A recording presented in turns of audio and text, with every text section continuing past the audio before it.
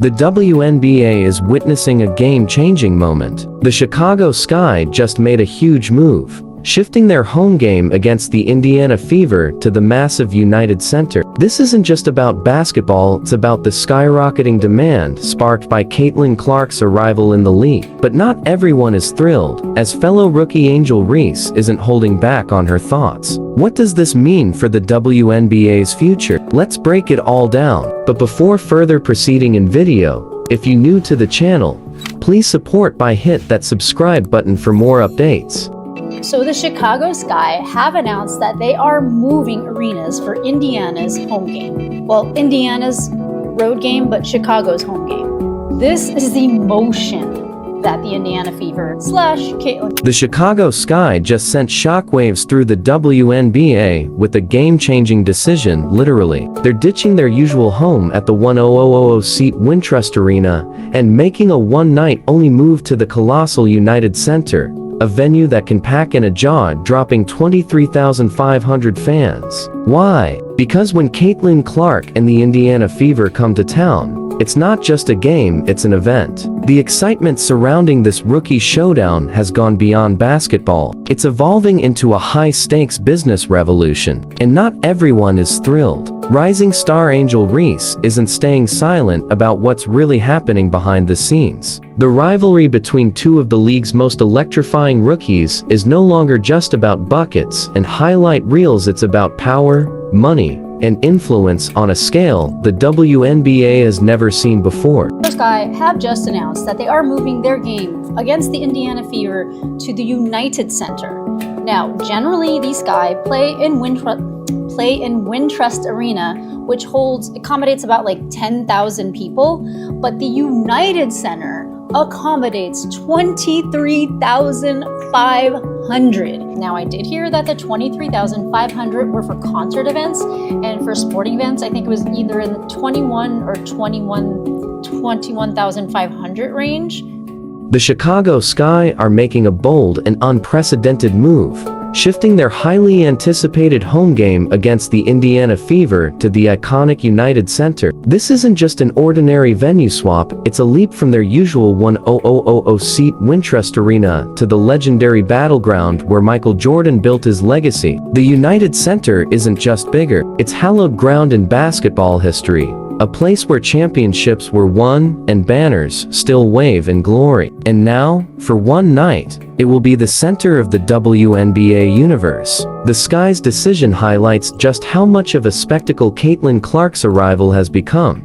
But they aren't the only ones adapting to this new wave of excitement. The Washington Mystics have already set the blueprint, proving that when Clark steps on the court, the demand is too big to be contained in smaller arenas. This is more than a game, it's a shift in the business of women's basketball. And one of the owners, Sheila Johnson, did go on a show and talk about how the entire WNBA should have been on the cover of Time magazine, to which a lot of people responded to the Washington Mystics capitalizing on the Indiana Fever by moving their games to different venues, only bolstering their revenue. And I am not mad that all these teams are moving to bigger venues. Like, I think that it's great that more people do get to see the Indiana Fever, and that the WNBA does get to capitalize, the WNBA owners do get to capitalize on the explosive. Last season, the Washington Mystics made a bold move relocating their game against the Indiana Fever from their intimate 4,200-seat Capital One Arena to a much larger venue. The result? Over 20,000 fans packed the stands,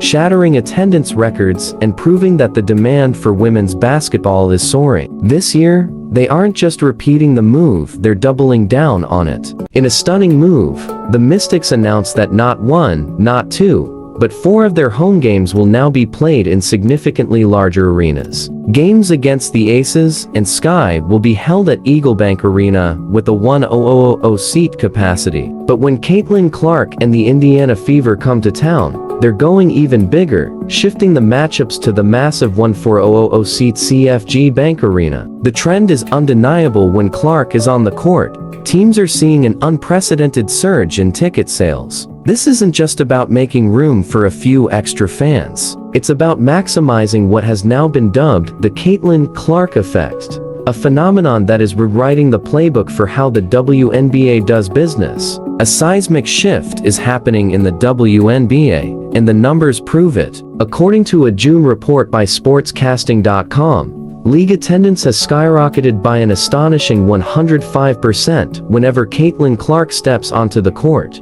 The Indiana Fever have become the hottest ticket in town, both at home and on the road, averaging 36% more fans in opposing arenas than any other WNBA team. The feverish demand for Clark's games reached its peak in September, when the Fever faced off against the Washington Mystics at Gainbridge Fieldhouse, setting a new league attendance record with a staggering 20,711 spectators filling the stands. But beyond the packed arenas and roaring crowds, the financial implications of this phenomenon are impossible to ignore. The business impact is staggering. As one keen observer on social media pointed out, these venue changes can mean an extra $4 million in revenue, $2 million per game for teams lucky enough to host the Fever. In a league that has long struggled with financial sustainability, this kind of windfall is game-changing. Suddenly, WNBA teams are scrambling to make the most of what's now being called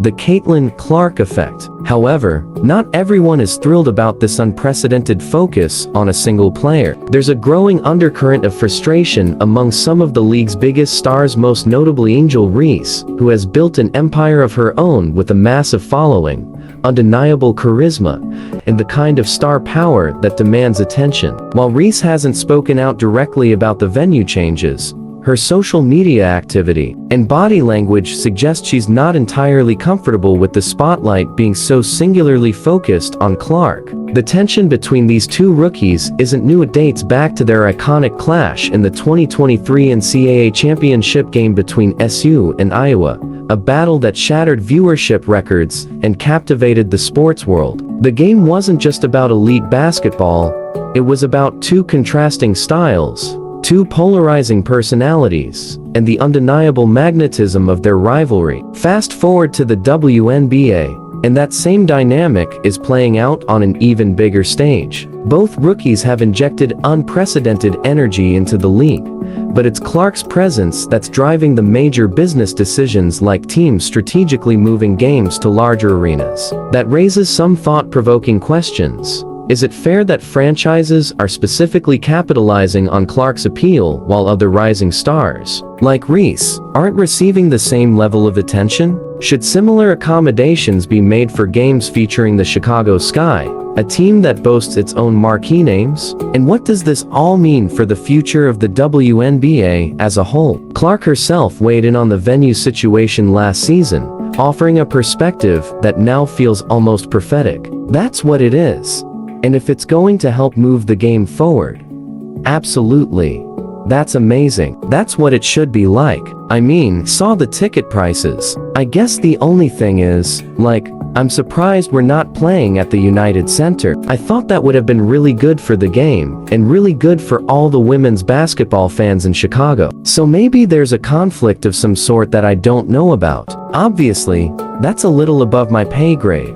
But we're excited, one at a time. She proposed that this could be a positive shift for the game, but what we are witnessing is unlike anything in WNBA history. The league has had its fair share of superstars: Diana Taurasi, Sue Bird, Candace Parker, Maya Moore, the list goes on. But never before has a rookie single-handedly caused such an immediate economic ripple effect, forcing franchises to rethink their entire approach, even relocating games to meet the overwhelming demand. To truly grasp the magnitude of this, we have to ask, has there ever been a precedent for something like this? Did Michael Jordan have this kind of venue-shifting impact in his early NBA days? The comparison isn't seamless. Jordan entered an already thriving NBA, whereas the WNBA is still solidifying its place in the sports world. Yet, even with that distinction, what Clark is doing in terms of skyrocketing attendance and revenue is unprecedented. What makes this phenomenon even more compelling is the financial and business implications within women's basketball. Despite years of progress, the WNBA still operates under the fundamental reality that it is a business first and foremost. Teams aren't relocating these games just for optics, they're making these moves because they make financial sense. When a single matchup has the potential to generate an additional $2 million